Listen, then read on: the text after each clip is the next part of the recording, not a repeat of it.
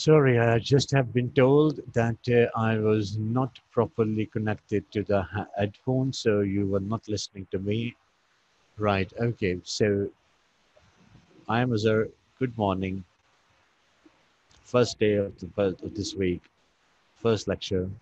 Bound to be sleepy. I'm sleepy too, but let's read this, go through this glomerulonephritis. We did a bit of acute kidney injury last time, and what else we did? We did renovascular disease. So what are our learning objectives for today? Understand and define nephrotic and nephritic syndrome. Just give me 1 second. Hello? Just, वालेकुम जी. हाँ जी, बिल्कुल बिल्कुल. मैंने आपका वो पढ़ लिया है. मैं ना इस वक्त लेक्चर दे रहा हूँ. मैं आपको फ़ोन करता हूँ थोड़ी देर तक, ठीक है? तो फिर मैं दवाई बता दूँगा. हाँ जी, मैं आपको दवाई बता दूँगा. अल्लाह हाफ़िज़.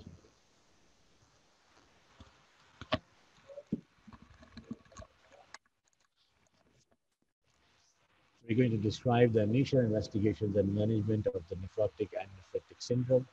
We're going to understand and define nephrotic and nephritic syndrome, and we're going to discuss about the complications of nephrotic and nephritic syndrome. Okay. So glomerulus. So what is the glomerulus? Glomerulus is a tough to capillary loops with the basement membrane, which allows passages of specific molecules into the nephron.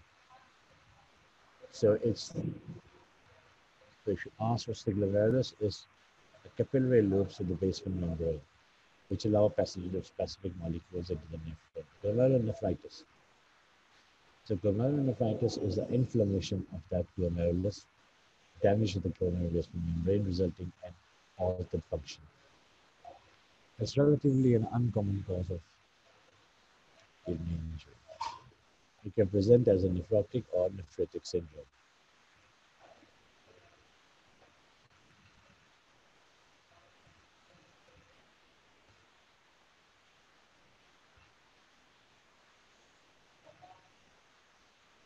That's a structure to show you, which you have just seen. So these are the capillary loops, visceral layer of podocyte, parietal layer, vascular pole and urinary pole, proximal convoluted tubule, distal convoluted tubule, juxtaglomerular cells. Juxtaglomerular cells, the efferent or efferent arterioles has got a juxtaglomerular cells. So, glomerular disease, significant proportion of AKI and CKD. So most of the proportion of AKI, the glomerular disease causes AKI and then it causes CKD. Most patients are asymptomatic, so this is an immune-mediated injury. Inherited injury, metabolic injury. So glomerular diseases are classified into immunological injury, inherited injury, then metabolic injury, injury secondary to deposition of abnormal proteins. So proteinuria is a hallmark. So hallmark of glomerular disease is proteinuria and hematuria as well. Then.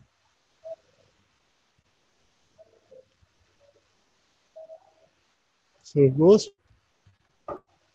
most patients are asymptomatic.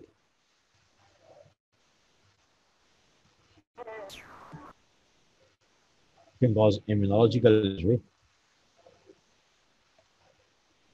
inherited injury, metabolic injury, deposition of abnormal proteins, proteinuria is a hallmark.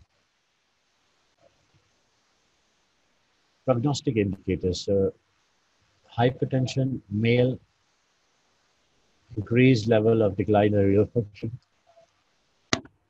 raised creatinine is seen, severe proteinuria. So patients will have bad prognosis if they are male, if they are hypertensive, if they've got severe proteinuria, if the creatinine is raised, and there is an increased rate of decline in the renal function. So these patients have got poor prognosis. So what is nephrotic syndrome? So increased permeability of glomerulus leading to loss of proteins into the tubules. Okay.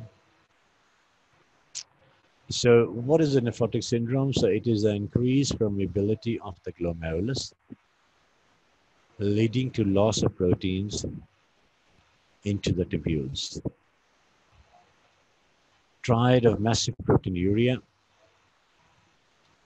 or spot protein creatinine ratio more than 300 to 350, hypoalbuminemia, and edema. So these are the three. Often it's called hypercholesteremia and hyperlipidemia.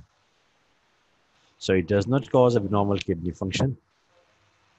It does not cause hypertension.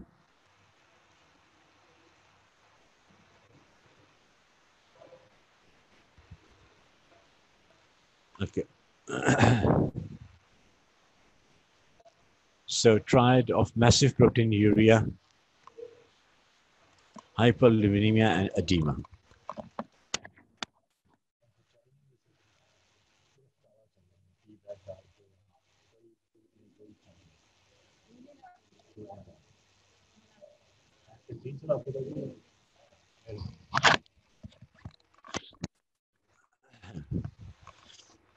Hypercholesteremia and hyperlipidemia, total cholesterol is greater than 10 millimoles. Okay, so this is nephrotic syndrome. Massive proteinuria, hyperalbuminemia, and edema. Further possible presentations, patients can have normal or high blood pressure. Patient can have a chylomicronemia. Patient can develop pleural effusions and fluid overload, second to edema, can have acute kidney injury, can present with a DVT, pulmonary embolism, and myocardial infarction. So main presentations are these three, okay? But the coexisting presentations, blood pressure can be raised or normal due to edema, leukonychia, breathlessness, pleural effusion, fluid overload. So breathlessness is caused by pleural effusion, fluid overload, and acute kidney injury. DVT, pulmonary embolism, and MI, eruptive xanthomatous xanthelasmata.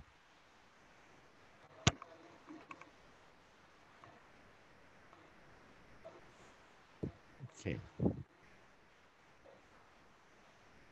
So what is the differential diagnosis of edema? So if someone has got a generalized edema, which is a differential diagnosis, so either a liver disease, kidney disease, or a heart disease. So these are the three differential diagnoses for edema. So congestive cardiac failure, you will have a pulmonary edema, you have mild proteinuria, and you could have a raised JVP. So if you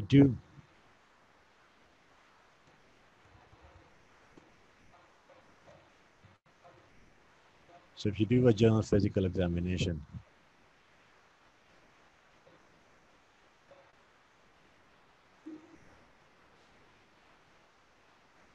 which is congestive cardiac failure, raised JVP, pulmonary edema, and mild proteinuria.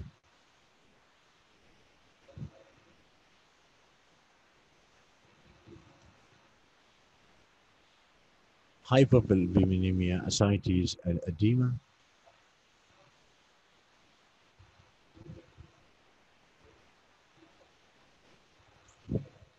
Okay, a young, fit 24 years old male complaining of frothy urine. 10 years old boy with the puffy eyes. 74 years old male with the multiple comorbidities and swollen ankles. So look at this. Three different presentations. Fit with frothy urine is a proteinuric urine. 10 years old boy with puffy eyes.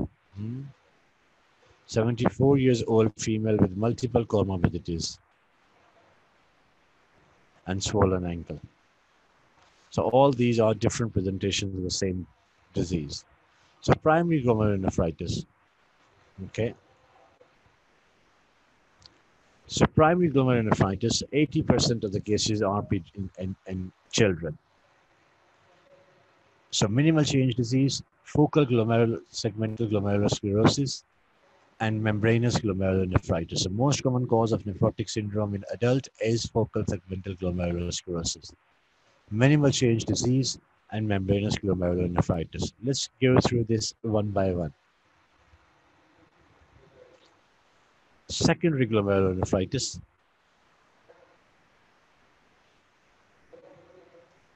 So causes of nephrotic syndrome is one is the primary glomerulonephritis. Minimal change disease, focal segmental and membranous. Secondary glomerulonephritis due to secondary diseases, so the diabetic nephropathy can cause nephrotic syndrome. Sarcoidosis can cause, SLE can cause nephrotic syndrome. Infections, hepatitis B, HIV, syphilis can cause, amyloidosis can cause nephrotic syndrome. Multiple myeloma can cause vasculitis sometimes, and drugs, captopril, penicillamine, gold, NSAIDs, they all can cause nephrotic syndrome. So urine dipstick and send urine to the lab, urine microscopy. So you send urine for dipstick analysis and for microscopy. Remember, microscopy cannot pick, doesn't rapidly pick hematuria. So you do it from your dipstick, urine microscopy, and then you do a renal screen, which includes electrophoresis, myeloma screen, complement levels, autoantibodies, ANA, ANCA, and anti-GBM, renal ultrasound, and renal biopsy. Assalamu alaikum.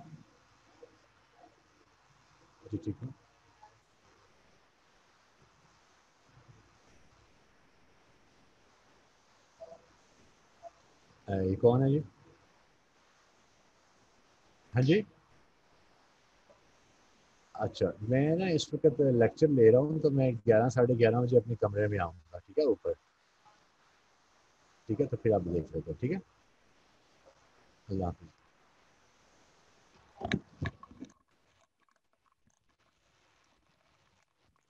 Sorry about the interruption. Okay, so we check immunoglobulins, electrophoresis, myeloma screen, complement levels, autoantibodies, ANA, ANCA, anti-double-stranded DNA, and anti-GBM. We check renal ultrasounds and renal biopsy. We do all adults. Children can have a trial of steroids first. Presentation, it can be new onset edema, initially periorbital or peripheral. Then it involves genitalias, ascites, and then it got anasarca. Frothy urine it represents a protein in the urine. Generalized symptoms: fatigue, reduced appetite, increased weakness can be presenting features.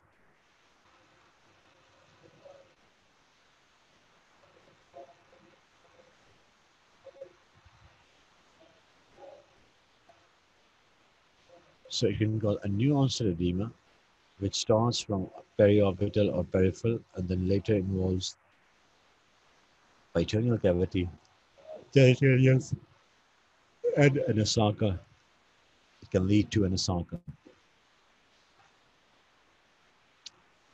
Patient can have generalized symptoms: lethargy, fatigue, reduced appetite. So how do you manage it? Conservatively, you monitor UNEs, blood pressure, fluid balance, weight. Thank you. So this is the first time that I've been given a cup of tea, which is very nice from the administration. I did ask for it though, but anyway, I've been given, and that's very nice. And now I can be a bit more awake and a bit more energetic. Right. Okay. So management-wise, so you monitor UNEs, blood pressure, fluid balance, and weight. So daily weight, daily UNEs and blood pressure checking, salt and water restrictions, treating the underlying cause. Medication-wise, you do a diuresis to offload the patients, to treat the edema. You give ACE and ARBs to reduce the proteinuria, and some diseases you give steroids, and some you give other immunosuppressive medication. If patient do develop renal failure, you give dialysis, and if this patient has got very low levels of albumin, less than 2.0, you give anticoagulation.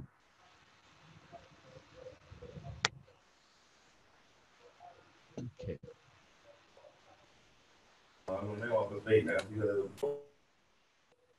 So complications.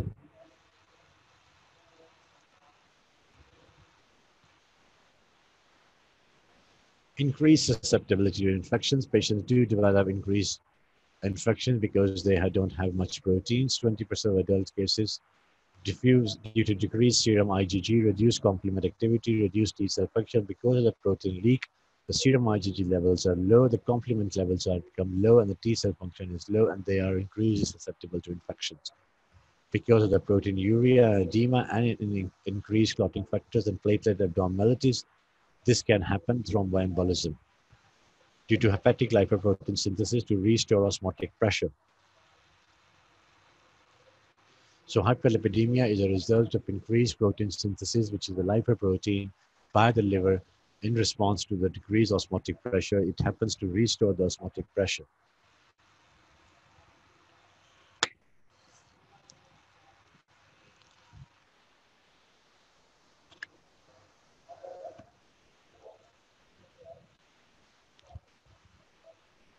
With treatment, the prognosis is generally good. Minimal change disease leads to 1% cases leads to the end-stage renal disease. It's a very small percentage. Without treatment, sometimes the prognosis is very poor. Children under the age of 5 or adults under the age of 30, worse prognosis.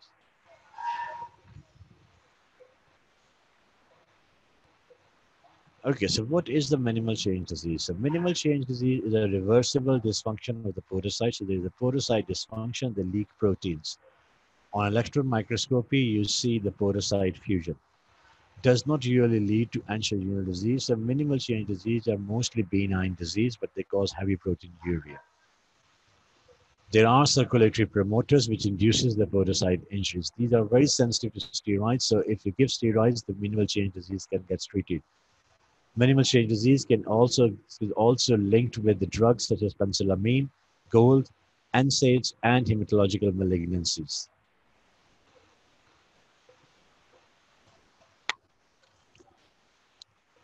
It's very important to understand the association, because in a history you probably would have a clue in association, and then you can put your answer to minimal change disease, such as the proteinuria in a young patient who previously had has been taking NSAIDs or who had a hematological malignancy. You directly click onto the minimal change disease because that is linked with hematological malignancies. Also, it is also linked with the testicular malignancies as well.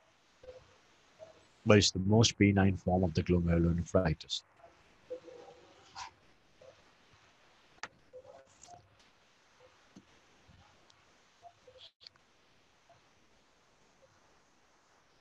So focal segmental glomerulosclerosis. That's a focal segmental glomerulosclerosis means that there are focal means it's focal, it's not diffuse. So diffuse means if there's more than 50% of the glomerulus involved. If there are less than 50% of glomerulus involved, it is focal. Segment means that it is not the whole glomerulus, part of the glomerulus is sclerosed. So sclerosis in the segment of the glomerulus can cause focal segmental glomerulosclerosis. It can cause proteinuria and nephrotic syndrome. It is a very common cause of chronic kidney disease, and it can lead to end-stage renal disease. So there are primary focal segmental glomerulosclerosis and secondary focal segmental glomerulosclerosis.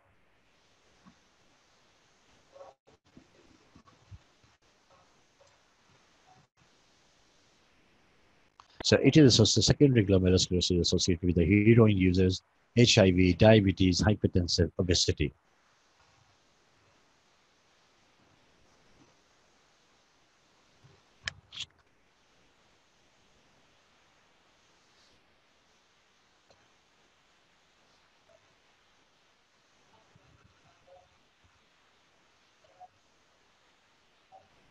So what is focal segmental glomerulosclerosis? It's a sclerosis in a segment of the glomerulus, which can lead to the progression of the CKD.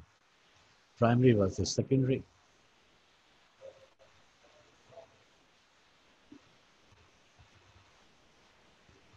So primary, when there is no cause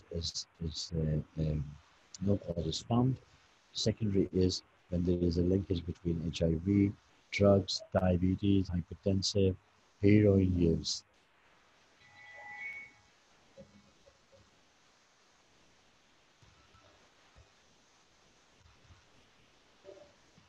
podocyte foot injury process, segmental scar in the glomeruli. C3 IgM positive staining on immunofluorescence, steroids, and ACE inhibitors.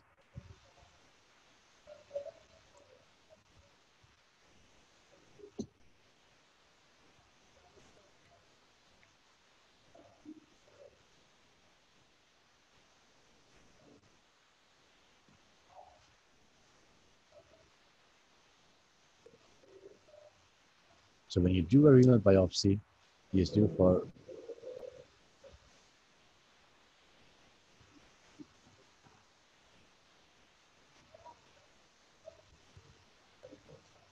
you do a C3 and IgM staining on immunofluorescence. These patients can be treated with steroids and ACE inhibitors. It's a progression to CKD and sclerosis in segment of the glomerulus. Membranous glomerulonephritis,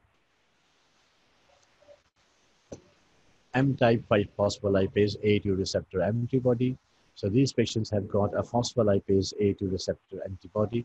So what happened is a thickening of the glomerular basement membrane, subepithelial deposits in IgG, podocyte surface antigen is involved. These are associated with HLA-DQA1 and some medications, hepatitis B and malignancy lupus.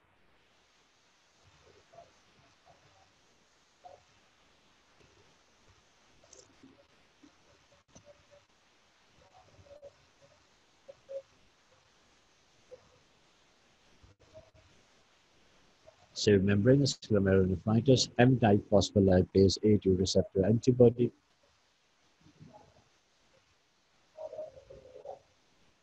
Thickening of the glomerular basement membrane. Subepithelial deposits in IgG. Podocyte surface antigen associated with HLA-DQA1.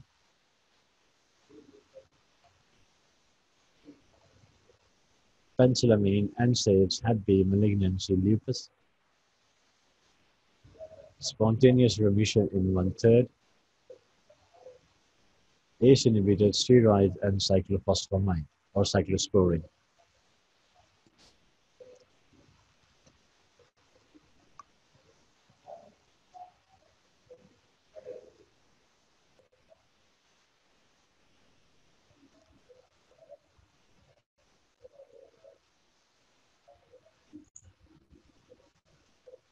So these patients have got a phospholipase A2 receptor antibody. They also have got a podocyte surface antigen. There is thickening of the glomerular basement membrane and subepithelial deposits. This disease is associated with intake of penicillamine, NSAIDs, previous hepatitis B, malignancy, and lupus. They give us spontaneous remissions in 1/3. 1/3 of the patient leads to end-stage renal disease, and 1/3 needs treatment: ACE inhibitor and steroids and cyclophosphamide. These are the three main sources of treatment. Okay.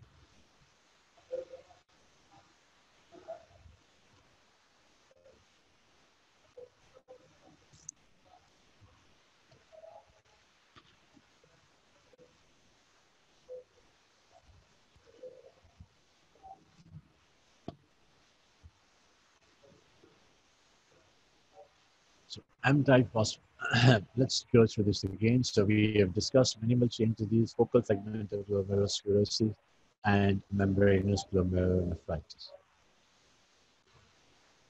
So in minimal change disease, either reversible dysfunction of the podocyte or fusion of podocytes, it does not progress to end-stage renal disease. There are circulatory promoters which cause podocyte injury, sensitive to steroids. You do give AS inhibitors to them initially. Once the steroids kicks in, then you stop.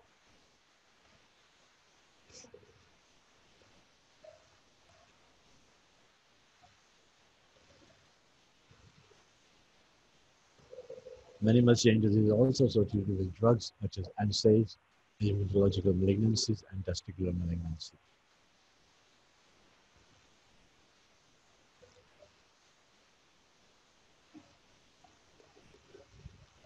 Focal segmental glomerular sclerosis. Sclerosis in the segment of the glomerulus which progress to CKD. The primary versus secondary. Primary when there is no cause. Secondary when there is a cause which is associated with HIV, obesity, diabetes, hypertension, and heroin users. It can have a podocyte foot injury and a segmental scars in the glomeruli. You do immunofluorescence. C3 and IgM staining is positive. Steroids and ACE inhibitors are used. Sometimes they also need some higher immunosuppressive medications. Okay.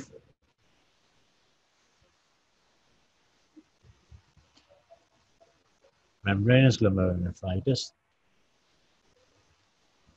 Again, these patients have got M-phospholipase 2 receptor, phospholipase A2 receptor antibody. They've got a phospholipase podocyte antigen, thickening of the glomerular basement membrane, and subepithelial deposits. There are no deposits in the membranes of focal segmental glomerular sclerosis.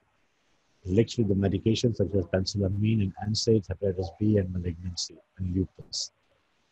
You need to understand the association and remember the association, because the MCQs can directly ask you the diagnosis when given the history, the associations. Podocyte surface antigen and associated with HLA-DQ1.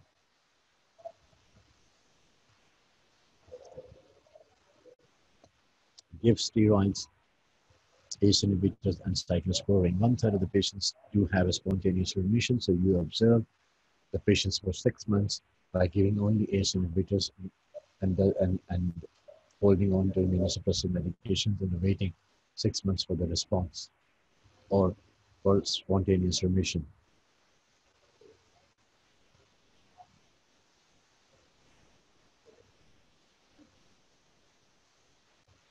So what is nephrotic syndrome?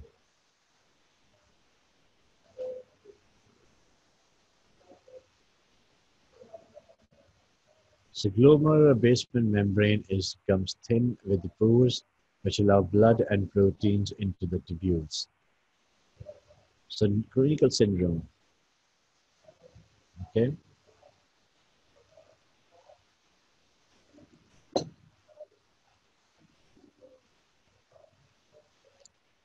Hematuria and hypertension, which is mild. Oliguria means decrease in urine output and deranged RFTs. Uremia, proteinuria is less than 3 grams 24 hours. So less than 3 grams of subnephrotic range of proteinuria. Subnephrotic range of proteinuria associated with the hematuria, hypertension, oliguria, and uremia. So all these sort of things make diagnosis of nephritic syndrome. Just remember that we are going to get 2 questions from the glomerulonephritis, and most likely you're going to get 1 to 2 questions in your professional exam as well from glomerulonephritis. So this is a very important topic in nephrology. And it's nephrotic and nephritic syndrome. And if someone doesn't know the definition of nephrotic and nephritic syndrome, an examiner doesn't want to pass that person. Okay. So hematuria, hypertension, oliguria, uremia, and proteinuria. So signs and symptoms of patients can have a visible hematuria, cola-colored urine, or microscopic hematuria. They can have a proteinuria. They develop hypertension. They can have flank pain. They can have initial infection, which is followed by these symptoms. But they can be post-infectious. There's general systemic symptoms such as malaise, fever.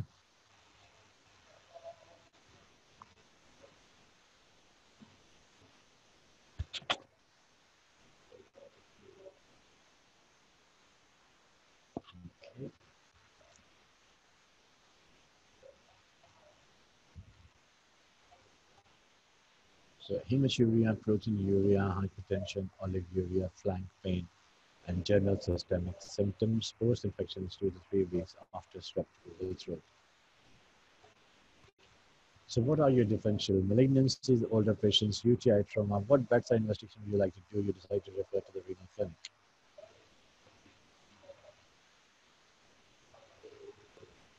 So post-infectious glomerulonephritis.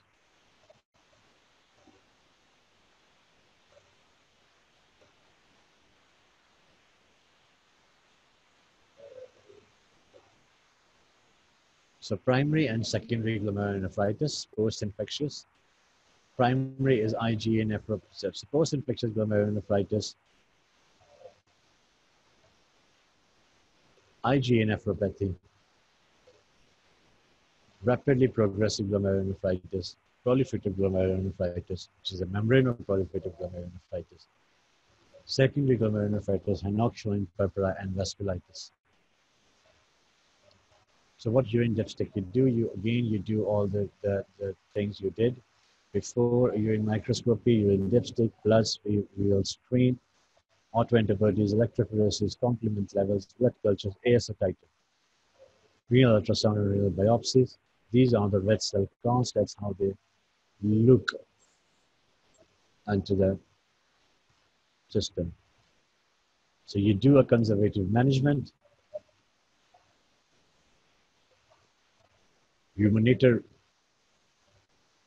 renal function test, do a fluid balance, weight,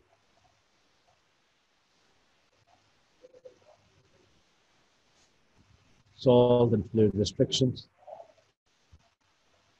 treat the underlying cause.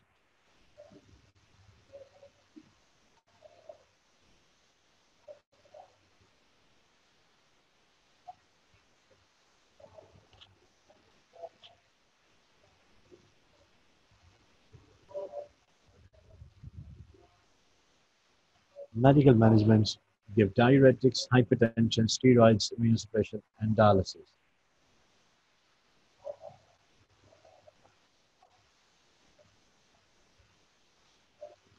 Surgical renal transplant.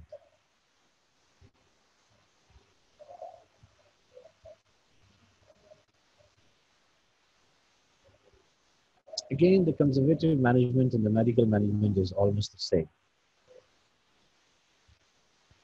If you carefully look at this. Okay, so prognosis varies. Some are self-resolving, such as post-infectious GN is self-resolving. Others are a bit more nasty. So IgA nephropathy, patient presents with the hematuria. It could be a visible hematuria.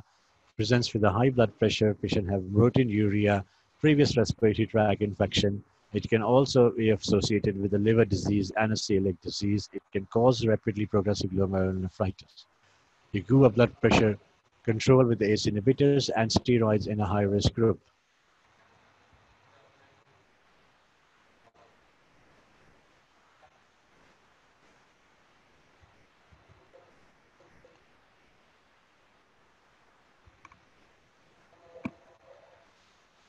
So IgA nephropathy, what you see in the urine is a visible hematuria or a non-visible hematuria, proteinuria. Patients have high blood pressure. Patients have got previous respiratory tract infection. It is also associated with the liver disease and celiac disease. It can cause RPGN, which is rapidly progressive glomerulonephritis.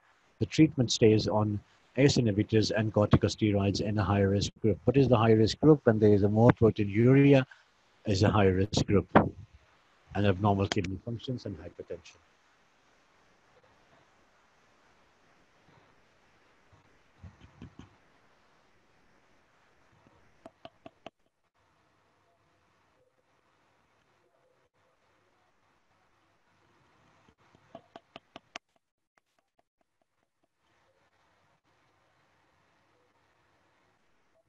HSP, children, systemic vasculitis triggered by infection, petechial rash, abdominal pain, arthralgia, supportive treatment with good prognosis, few ESRDs.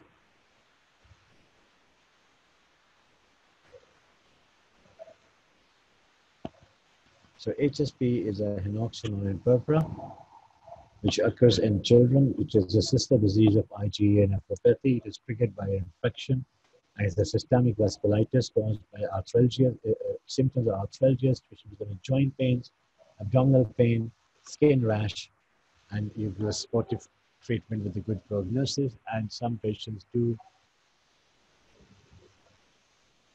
end up in end-stage renal disease, but these are only minority of the patients.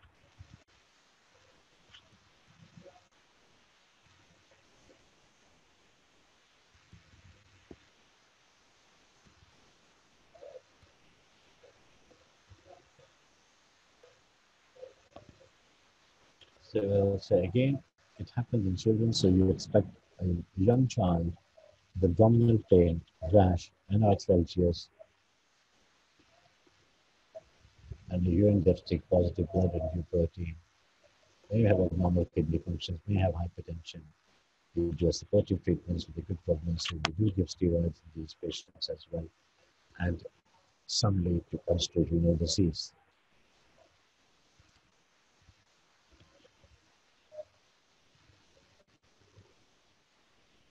Meningeal capillary glomerulonephritis, a meningeal severity thickened glomerular. So meningeal capillary glomerulonephritis or membranoproliferative glomerulonephritis is the same. So it's the proliferation of the membrane, mesangium, and the capillaries. Glomerular basal membrane become thick. And proteinuria and hematuria, they are associated with autoimmune diseases. Protein C, hepatitis C infections, they're associated with immunoglobulin deposition, complement deposition, and monoclonal gammopathy treatment is with immunosuppressant.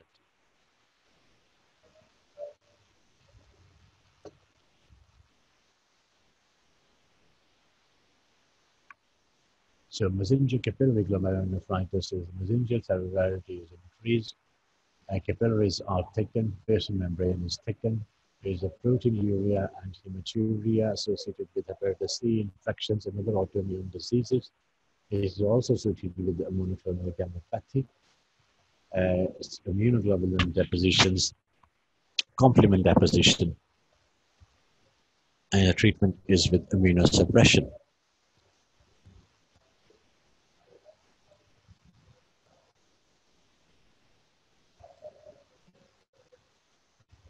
So rapidly progressive glomerulonephritis, rapid loss of renal functions in days to weeks, dysmorphic red blood cells, resentic GN, post-infectious GN, anti-glomerular basement membrane, systemic vasculitis, SLE, and IgA.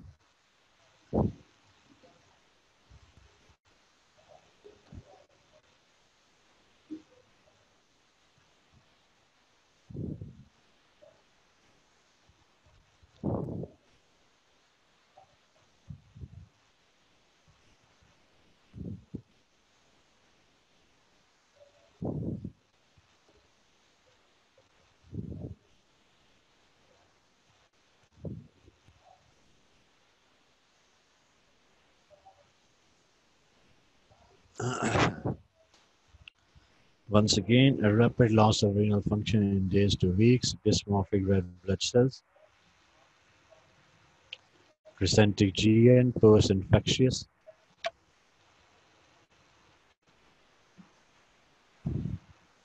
anti-glomerular basement membrane, systemic vasculitis, SLE, and IgA nephropathy.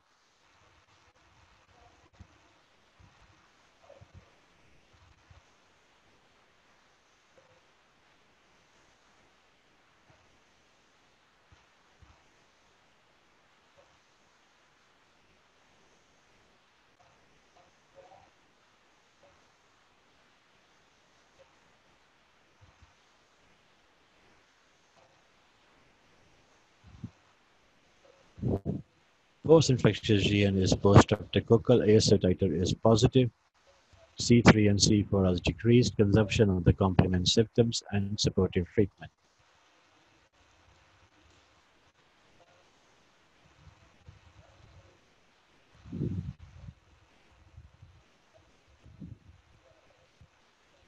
Decreased C3 and C4, consumption of the complement symptoms, system, and supportive treatment. So hallmarks is the decreased C3, C4, ASO titer is positive, previous streptococcal infection, consumption of the complement symptoms, and the patient gets supportive treatments.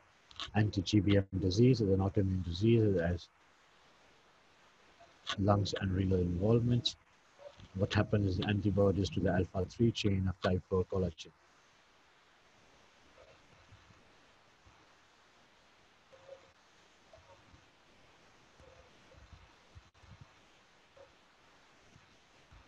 Lungs and renal involvement, plasma exchange, and immunosuppression.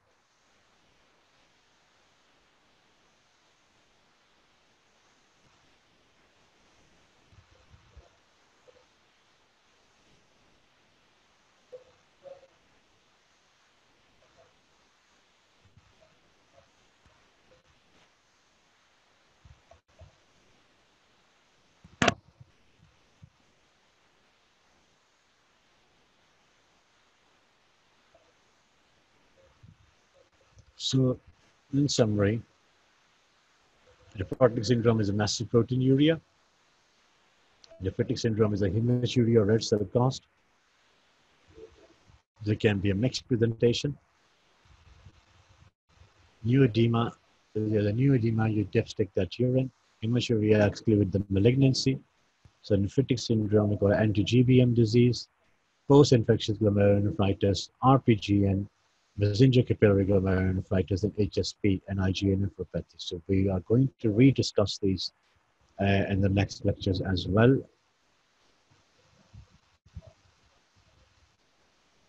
I would leave you to ask any questions. I will ask them to unmute you.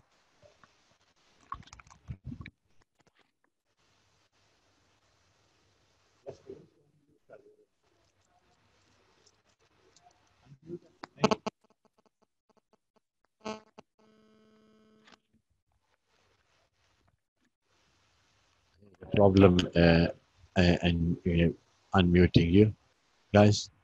So that is all for today.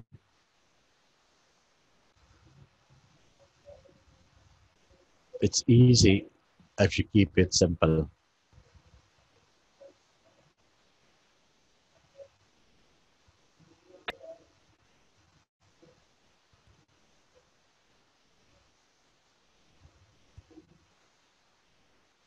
Okay.